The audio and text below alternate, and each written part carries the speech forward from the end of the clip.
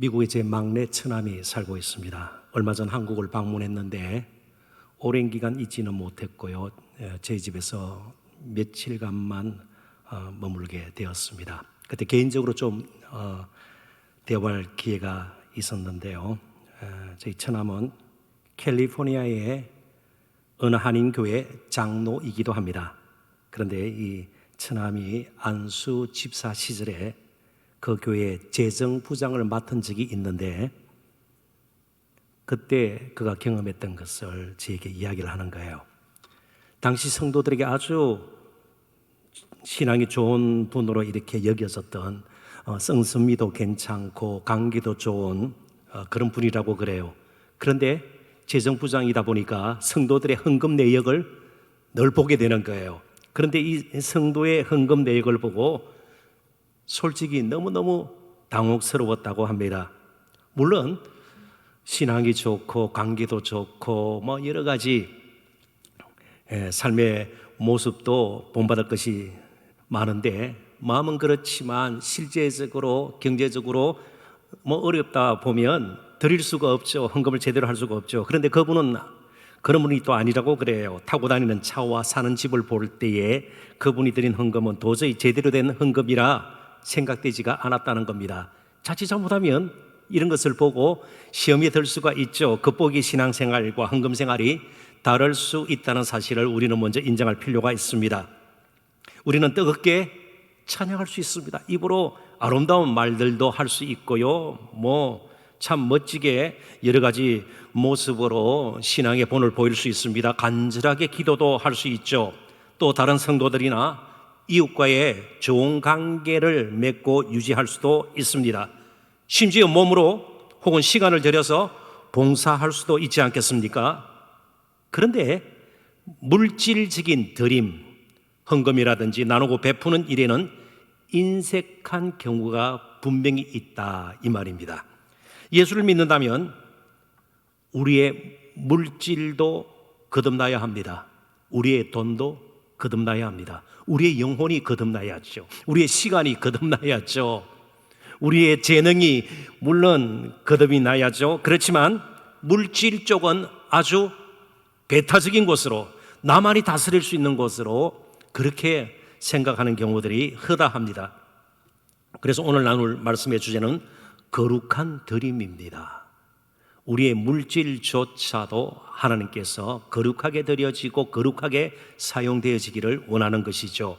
그래서 오늘 본문이 우리에게 가르쳐주고 또 제시하는 바 몇 가지 제목을 가지고 말씀을 살펴볼까 합니다. 첫 번째는 우리가 하나님 앞에 거룩한 드림이 있기 위해서는요, 받음의 은혜를 먼저 누려야 합니다. 경험해야 합니다. 먼저 하나님께서 주셨다는 생각이 마음속에 가득 차야 하나님 앞에 제대로 드릴 수가 있고 제대로 헌금 생활을 할 수가 있고 제대로 청지기의 삶을 살아갈 수가 있다는 말씀입니다. 29절을 봅니다. 너는 내가 추수한 것과 무르익어 거둬야 하는 것, 과실일 수도 있겠고 작물일 수도 있을 겁니다.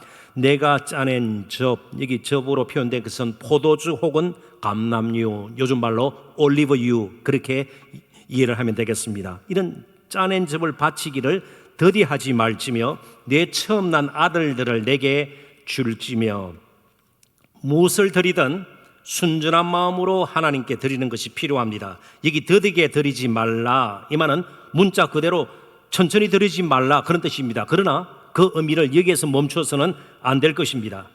망설이면서 할 수 없이 기쁨 없이 억지로 드리지 말라는 거예요. 자발적으로 기쁨으로 감사함으로 드려라 그런 뜻입니다. 이제 이스라엘 백성들에게 이 말씀이 특별히 필요한 이유는요, 그들은 애굽에서 종살이 했습니다. 종살이 했던 그들의 습성을 한번 생각해 보십시다. 종들은요 다 그런 것은 아니겠지만 시키는 것 외에는 하지를 않아요. 하는 것이 손해예요. 몸만 더 피곤하게 되죠. 그렇다고 그렇게 인정을 받고 그럴 가능성도 많지는 않을 것입니다. 그러니까 무엇이든 그것이 노역이든 노동이든 혹은 애굽 왕 바로에게 바치는 그 무엇이든 억지로 했을 거예요. 그러니까 미루고 마지막까지 버티면서 할 수 없이 매 맞기 전에, 벌 받기 전에 이제 움직이는, 드리는, 그런데 그들은 젖어 있었을 것입니다. 그러나 이제는 달라야 합니다. 하나님을 섬기는 자가 되었고 그들은 거룩한 백성이 되었습니다. 자, 그렇다면요, 그들의 드림은요, 하나님을 향한 예배의 한 행위예요. 우리의 헌금은 예배의 한 행위예요. 하나님께서 뭔가 부족해서 우리가 동정심을 가지고 교회가 제대로 움직이려면 이런 인간적인 생각에 머물러서는 안 되는 겁니다. 예배의 한 행위입니다. 바칠 것을 더디지 않고 기쁨으로 또 자발적으로 바치는 예배 습관이 그들에게 필요했던 것입니다. 그러기 위해서 가장 먼저 그들은 창조주 하나님께서 모든 것을 그들에게 주셨다는 생각을 늘 마음속 깊이 새기고 살아야만 했습니다. 햇빛과 비를 내려주셔서 추수를 가능케 하셨습니다. 짐승들을 살게 하셔서 고기와 젖을 허락하셨습니다. 한번 짐승들 사이에 전염병이 돈다고 한번 생각해 보십시오. 살아남을 생축이 없지 않겠습니까? 하나님께서 그렇게 배려하시고 허락하셔서 짐승들을 그들에게 주셨고 고기와 젖을 허락하시는 거예요. 가나안 땅도 하나님께서 이스라엘 백성들에게 주신 것입니다. 그들이 매매 계약서를 따고 가지고 땅을 사들인 것 아니에요. 하나님께서 허락하신 바로 복된 약속의 땅입니다. 특별히 광야 생활 40년 동안 이스라엘 백성들은 그 어느 때보다도 깊이 하나님의 주심을 경험했습니다. 만나와 메추라기를 하나님께서 주셨습니다. 샘이 없더라도, 오아시스가 없더라도 반석에서, 바위 가운데서 물이 터져 나오도록 하셔서 그들의 목마름을 해결해 주셨습니다. 율법을 주셔서 어떻게 살아야 할지를 알고 그들은 살 수 있었습니다. 성막을 주셨습니다. 하나님을 예배하면서 세상에서는 얻지 못하는 기쁨을 누리고요, 참 평안을 누릴 수가 있었습니다. 뭔가 잘못되었을 때에 하나님을 향해서, 이웃을 향해서 잘못을 저질렀을 때에 죄책감이라는 것이 굉장히 우리를 짓눌러요. 그럴 때 하나님 앞에 회개할 수 있도록 성막을 주셨습니다. 제물을 드리면서 용서를 구하고요, 죄사함의 은혜를 그들은 얻을 수가 있었습니다. 그래서 광야 생활을 엿볼 수 있는 신명기에는 주다라는 단어가 30번이나 반복 사용됩니다. 이스라엘 백성들은 비록 광야였지만 하나님께서 주셔서 살 수가 있었습니다. 오늘 저와 여러분도 마찬가지예요. 주신 것으로 드리고 주신 것으로 나누는 것이에요. 우리의 생명까지도 마찬가지입니다. 오늘 밤이라도 하나님 우리의 생명을 거둬가시면 우리는 이 땅에 존재하지 않아요. 그리고 흙으로, 죄로 돌아가게 되는 겁니다. 그렇다면 이제 우리들이 던져야 할 질문이 무엇입니까? 얼마나 많이 가져 있는가? 얼마나 쌓았는 것보다 누가 주셨는가? 어떻게 이것을 얻게 되었는가? 그걸 날마다 질문을 던져봐야 돼요. 그러지 않으면 욕심에 휩싸여서 더 가지려고 할 것이고요, 무리하다가 병나게 될 것이고, 관계가 끊어지고요, 스스로 인생을 좀 갉아먹는 그런 불행한 하루하루를 살게 될 것입니다. 역대상 29장 14절 보면 다윗이 성전 건축을 위해서 아들 솔로몬이 성전을 건축하죠. 자기는 성전을 건축하지 못합니다. 그러나 필요한 여러 가지 것들을 그가 준비를 하는데 그의 고백을 한번 들어보십시오. 나와 내 백성이 무엇이기에 이처럼 즐거운 마음으로 드릴 힘이 있었나이까? 이 은혜죠. 모든 것이 주께로 말미암아 사오니 우리가 주의 손에서 받은 것으로 주께 드렸을 뿐이니이다. 그러니까 자랑할 것도 없어요. 내세울 거 없어요. 내가 성전 건축 헌금을 이렇게 많이 했다, 드러낼 필요가 없습니다. 왜요? 하나님께서 주셨기 때문에. 주신 것으로 드릴 마음을 또 하나님께서 그 마음까지 주셔서 드렸을 따름입니다. 하나님께서 주셨다는 생각이 먼저 들어야 하나님께 드리는 것도 아깝지가 않습니다. 열매나 즙을 보는 순간, 생축이 새끼를 낳는 순간 아까운 마음이 누구나 들기 쉬워요. 그럴 때 누가 주셨는가를 빨리 생각해야 합니다. 받음의 은혜, 이것이 드림으로 연결이 된다, 그런 뜻입니다. 지난번 휴가 때 저희 부부가 청송을 다녀왔습니다. 청송하면 뭘로 유명하죠? 한번 힌트로 제가 사진을 보여드릴게요. 한번 사진 띄워주실래요? 청송의 마을버스는 다 빨간색이에요. 우리 동네 마을버스는 무슨 색깔이죠? 녹색입니다. 왜 빨간색일까요? 불타는 청송. 사실 교도소가 있죠, 그게. 근데 저는 교도소 근처는 가지도 못했습니다. 어디 있는지도 몰랐고요. 청송이 요즘 한국의 대표적인 사과의 고장입니다. 터마다 사과밭이에요. 그래서 저 사과를 뜻하는 빨간색, 그리고 버스 정류소도 사과 모양으로 만들어 놨어요. 아무튼 사과로 아주 유명한 곳입니다. 그래서 제가 청송을 다녀온데 며칠 후에 뉴스를 보는데 다녀왔으니까 아무래도 더 귀가 솔깃하겠죠. 이제 사과가 수정이 되면서 사과꽃이 피고 사과 열매는 이제 맺을 건 아니에요. 그런데 그 수정을 돕는 공충이 있는데 그게 꿀벌이라고 그래요. 근데 요즘 꿀벌이 굉장히 많이 사라지고 얼마 남지 않았대요. 그래서 할 수 없이 꿀벌 대신에 사람이 붓을 들고 인공적으로 수정을 하는 거예요. 무슨 뭐 꽃분이라 그래요? 아무튼 그걸 이렇게 칠해서 인공 수정을 하는 거예요. 우리는 그냥 씻어서 뭐 마트나 시장에서 사과 사서 먹으면 되지. 그런데 그 사과를 먹으려면 여러 과정을 거치는데 그게 꼭 필요한 것이 뭐라고요? 꿀벌이에요. 꿀벌도 하나님께서 날게 하셔야 사과가 맺혀지게 되는 것입니다. 어느 것 하나 하나님께서 주시지 않은 것이 없습니다.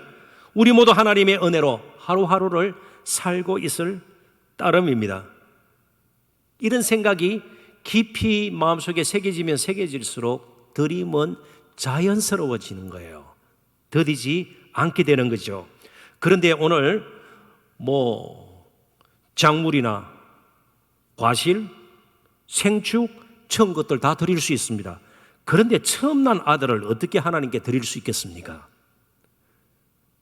오늘 본문에도 처음 난 아들도 하나님께 드리라고 말씀하고 있습니다. 그래서 이 말씀을 좀 더 제대로 이해하기 위해서 앞으로 돌아가서 출애굽기 13장 11절부터 13절을 제가 읽을 텐데요. 그게 설명이 좀 되어 있습니다. 여호와께서 너와 내 조상에게 맹세하신 대로 너를 가나안 사람의 땅에 인도하시고 그 땅을 내게 주시거든 너는 태에서 처음 난 모든 것과 내게 있는 가축의 태에서 처음 난 것을 다 구별하여 여호와께 돌리라. 거룩한 드림이 있으라는 말이죠. 수컷은 여호와의 것이니라. 나귀의 첫 새끼는 다 어린 양으로 대속할 것이요 그렇게 하지 아니하려면 그 목을 꺾을 것이며 내 아들 중 처음 난 모든 자는 장자는 대속할지니라. 대속해서 다른 것으로 드리라는 뜻입니다. 사람의 장자와 짐승의 첫 수컷은 다 하나님께 속한 것입니다. 그런데 하나님께 드리는 짐승 가운데 나귀는 드릴 수 있는 제물이 될 수 없기에 어린 양으로 대신 드리라는 겁니다. 첫 나귀. 그런데 나귀는 굉장히 쓸모가 많은 짐승이에요. 짐도 싣고 힘도 좋고 말이죠, 나귀는. 그래서 하나님께 드리지 않고 드릴 수도 없으니까요. 양으로 대신 드려야 되는데 그러지 않고 다른 용도로 쓰는 것은 금하는 겁니다. 그래서 목을 꺾어버려라. 양으로 드릴 수 없으면 목을 꺾어 다른 용도로 사용하지 못하도록 하셨습니다. 하나님께 드려진 것이니까, 하나님의 것이니까 편리하도록 용도에 맞게 사용하지 말라는 겁니다.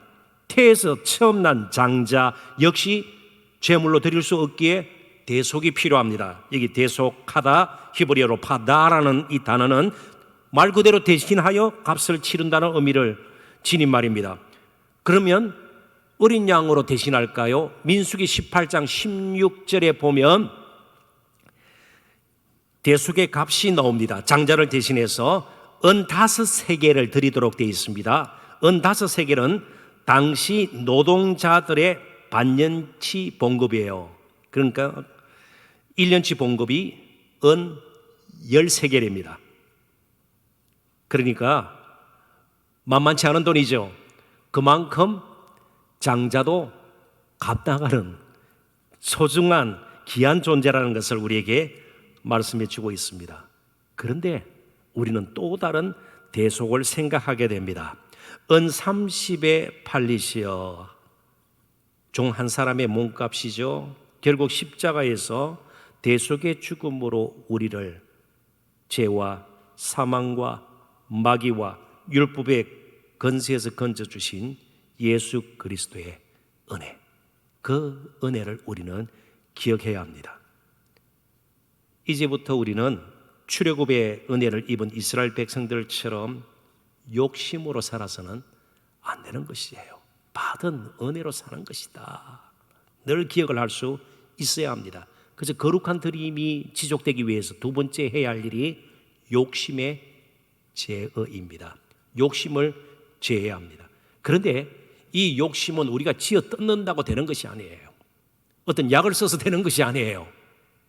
결국은 사랑의 문제예요. 하나님께서 우리를 지극히 사랑하셔서 정말 독생자까지 주셨습니다.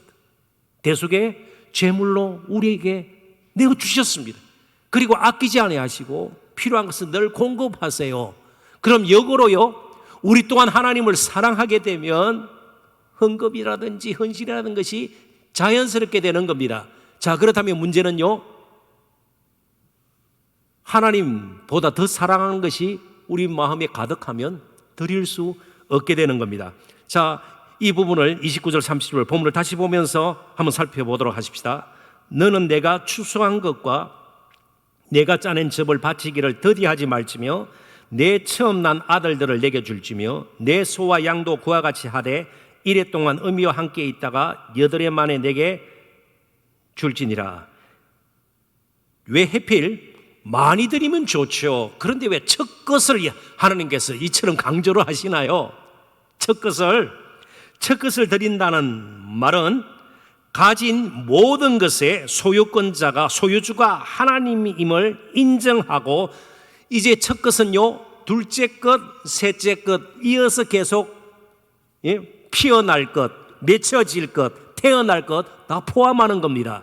첫 것을 드리면서 하나님께서 이미 주신 것으로 내가 살았고, 이제 둘째 것, 셋째 것 계속 하나님께서 또 주실 것으로 저는 삽니다. 첫 것을 드리고 나머지 나의 인생을 하나님 앞에 맡겨서 하나님 주시는 것으로 살 것이라는 확신을 가지고 사는 것, 이게 첫 것을 드리는 자의 마음속에 가지고 있는 중심이에요.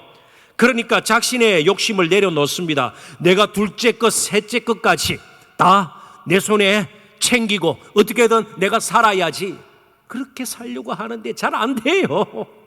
붙들려고 하는데 붙들어지지가 않아요. 손에 쥐고 싶은데 자꾸 놓치게 되는 거예요. 첫 것을 드리면서 이제 하나님께 맡기는 행위, 이것이 오늘 우리에게도 필요합니다. 주시는 것으로 살겠습니다. 사실 헌금이라는 것도 그래요. 많이 가졌다고 많이 드리는 거 아니에요. 무엇이든 모자라서 하나님께 드리지 못하는 법은 없어요. 마음의 사이즈가 중요한 거예요. 인색함으로 억지로 하지 말라 그러잖아요. 드디 하지 말라고 그러지 않아요. 그렇습니다. 액수가 문제가 아니에요. 드림의 크기의 문제가 아니에요. 예수님께서 이 땅에 사시는 동안 그의 가정에서도 제사하기 위해서 예루살렘으로 갔습니다. 그런데 그 가정에서는요, 비둘기 2마리를 하나님 앞에 제물로 드렸습니다. 그 당시 비둘기는요, 이스라엘 백성들 가운데 가장 가난한 사람, 그 이하가 없어요. 규례대로 드리는데 비둘기는 가장 가난한 사람들이 드리는 거예요. 예수님이 그렇게 가난한 분이세요? 아니죠. 그렇지만 규례를 따라 또 하나님께 드렸던 겁니다. 과부의 2렙돈, 동전 2개예요. 그러니까 동전 2개 어느 정도 값어치인가 하면 그 2렙돈으로 밀가루 한 줌을 사서 전병을 만들어 그 여인, 가난한 과부 여인의 한 끼 식사 정도를 만들 수 있는 2동전이에요. 그러니까 생활비 전부를 넣었다, 예수님이 그렇게 말씀하셨어요. 그러니까요, 한 끼를 굶고 넣은 거예요. 그러니까 예수님이 보실 때는 엄청난 거예요. 부자가 막 한 3개를 넣는 거하고는 비교할 수가 없는 거예요. 그 여인은 참된 예배자가 되기를 원했습니다. 내가 굶더라도, 한 끼 정도 굶더라도 그것으로 나는 하나님 앞에 온전한 예배자가 되겠다. 그러면서 둘 랩돈, 예수님은 그걸 보는 거예요. 우리의 액수를 보는 것이 아니에요. 자, 우리의 마음을 보는 겁니다. 우리의 마음이 무엇으로 가득 차 있는가? 정말 하나님 사랑하는 마음으로 가득 차 있는가? 하나님 주신 것으로 살았다. 그 은혜에 대한 감사의 마음으로 가득 차 있는가 말이죠. 그런데 만약 우리의 마음이 다른 것을 사랑하는 마음으로 채워져 있다면 이게 문제죠. 그래서 디모데전서 6장 6절부터 9절을 보면요, 거기에 다른 마음이 나와요. 그러나 자족하는 마음이 있으면 내가 하나님께서 주시는 것으로 살고 지금까지도 살았고 앞으로도 살 것입니다. 이게 자족하는 마음이에요. 가난을 위하는 거 아니에요. 빈궁함이 대단한 것이다, 제가 그 말 하는 것이 아니에요. 하나님의 은혜로 산다는 그 마음이 자족하는 마음이에요. 하나님 주시는 것으로 나는 만족한단 말이죠. 하나님은 때로 그래서 부하게도 우리를 만드실 수 있고요, 때로는 조금 어려움에 처하기도, 궁핍함에 처하기도 할 수 있어요.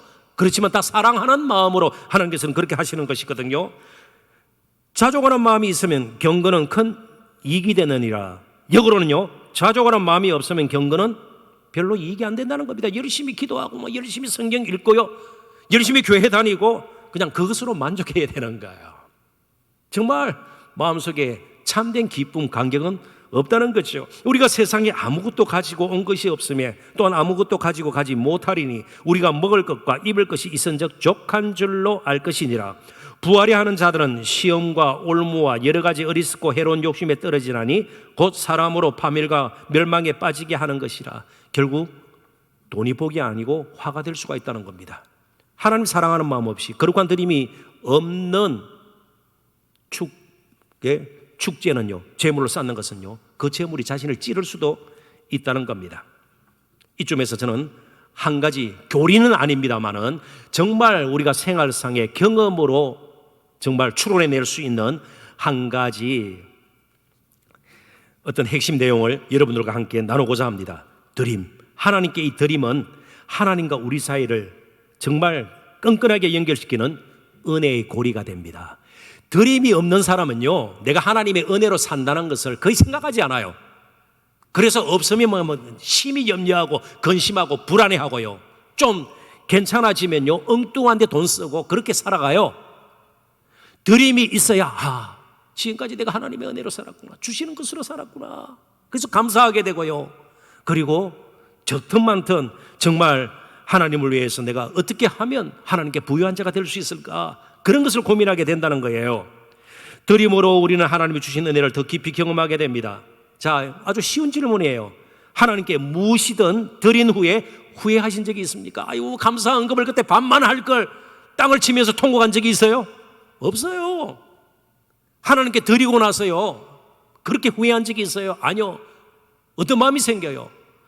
더 드리지 못해서 하나님 다음에는 더 드릴 수 있기를 원합니다.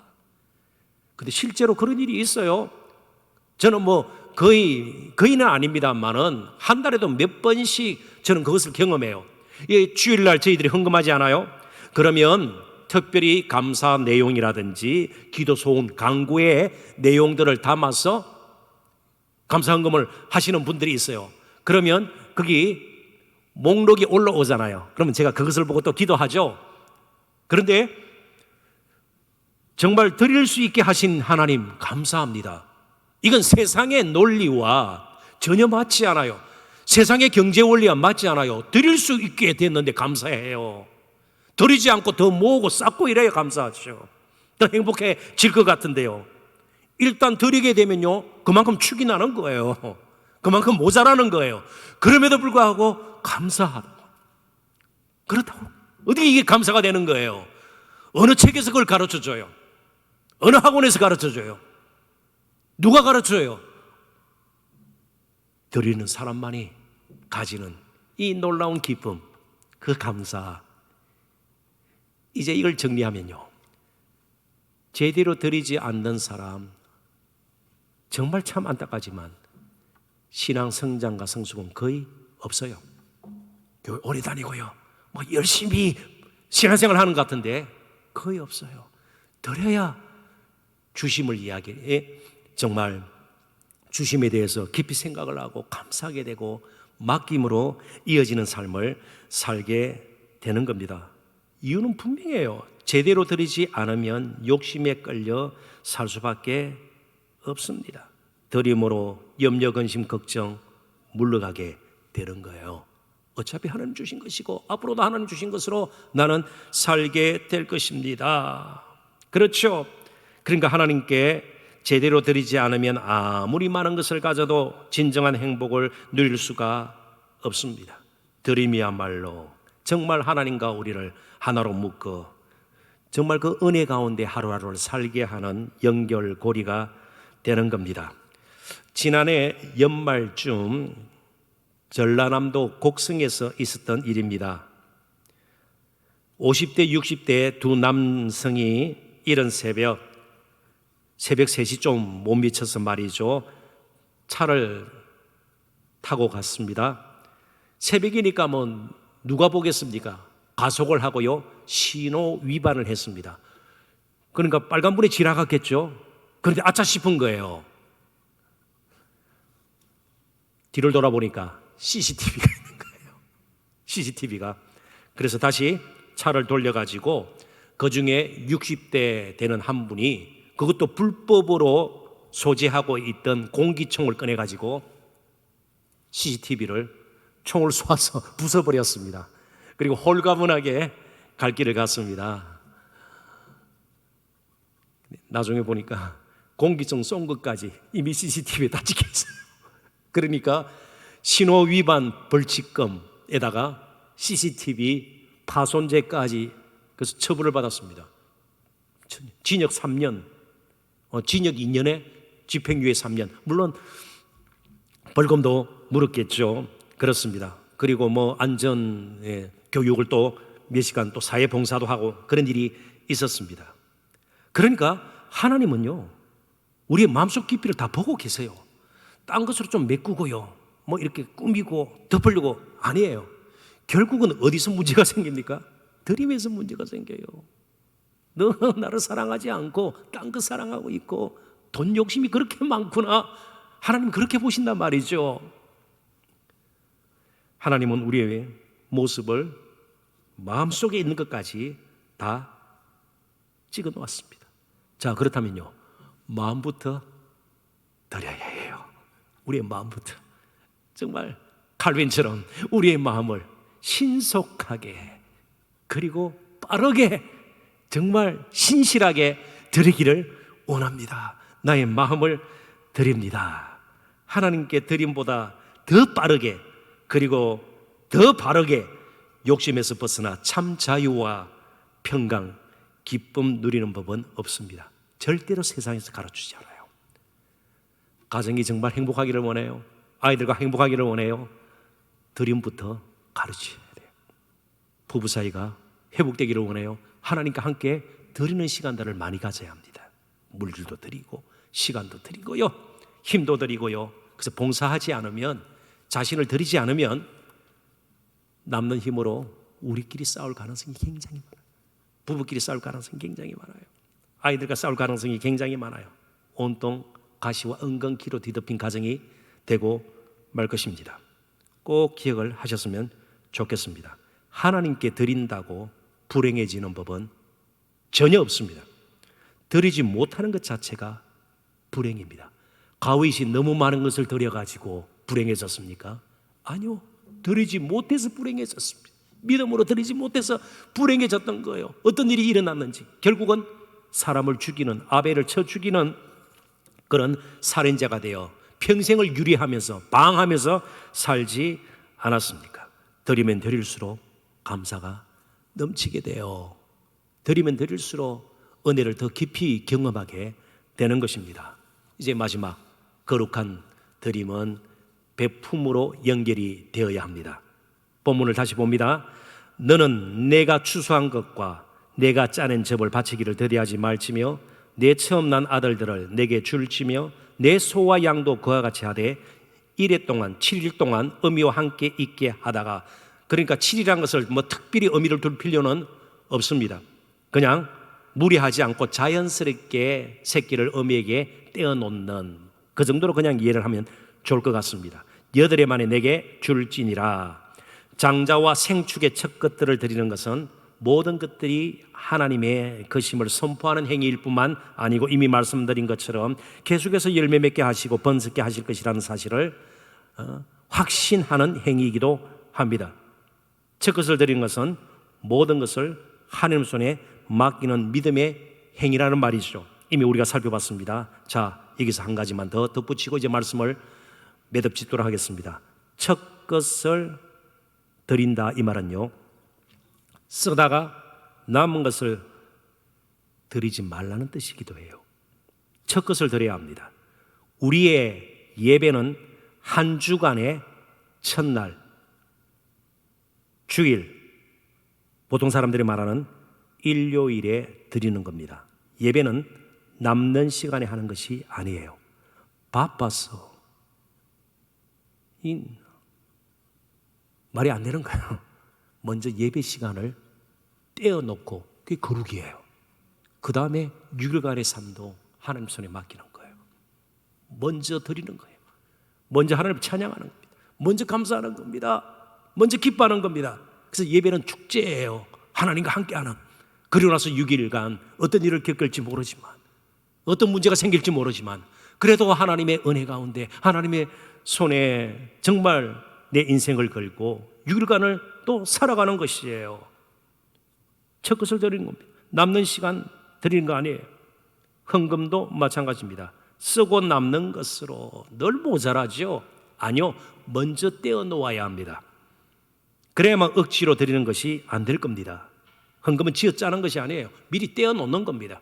아주 자연스럽게 떼어 놓는 것입니다.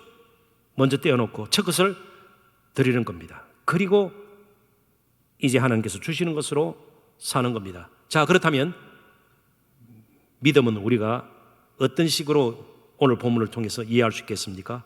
첫 것을 누가 가지는가의 선택의 문제예요. 내가 첫 것마저 가지고 내 인생을 내가 살겠다. 아니요, 첫 것을 드리고 하나님의 손에 하나님의 은혜를 따라 내가 하루하루를 확신을 가지고 살겠다. 그럴 때에, 그 드림이 있을 때에 나눔은 자연스럽게 될 것입니다. 드림이 없는 사람을 통해서 풍성한 나눔을 기대해서는 안 됩니다. 계산하고 따지는 일 외에는 별로 할 일이 없을 것입니다. 드림이 없는 자에게 나눔을 너무 지나치게 기대해서는 안 됩니다. 하나님을 먼저 사랑해야 부부 사랑이 넘쳐나게 돼요. 부모와 자식 간의 사랑이 넘쳐나게 돼요. 사랑과의 관계가 정말 사랑으로 풍성하게 됩니다. 하나님 사랑과 이웃 사랑은 결코 나눌 수가 없습니다. 이제 마지막 한 구절을 여러분들에게 소개하고 말씀을 끝내도록 하겠습니다. 구제 헌금과 관련된 것이, 예루살렘 교회가 굉장히 어려울 때에 어느 정도 여유가 있던 고린도 교회 성도들을 향해서 사도 바울이 권면하는 말씀입니다. 고린도후서 9장 6절부터 8절의 말씀입니다. 이것이 곧 적게 심는 자는 적게 거두고 많이 심는 자는 많이 거둔다 하는 말이로다. 각각 그 마음에 정한 대로 할 것이요 인색함으로나 억지로 하지 말지니 하나님은 즐겨내는 자를 사랑하시느니라. 하나님이 능히 모든 은혜를 너희에게 넘치게 하시나니 이는 너희로 모든 일에 항상 모든 것이 넉넉하여 모든 착한 일을 넘치게 하게 하려 하심이라. 이처럼 하나님 일에 동참하면 하나님께서 넉넉하게 채워주셔서 계속해서 하나님 일을 감당할 수 있도록 하나님의 것으로 채워주신다는 말씀입니다. 정말 하나님 사랑하는 마음으로 거룩한 드림이 있기를 원해요. 하나님 주시는 은혜로 하루하루를 살고 나눔과 베품의 또 아름다운 삶 함께 살아내시는 저와 여러분 되시기를 주님의 이름으로 축원합니다. 기도합니다. 하나님,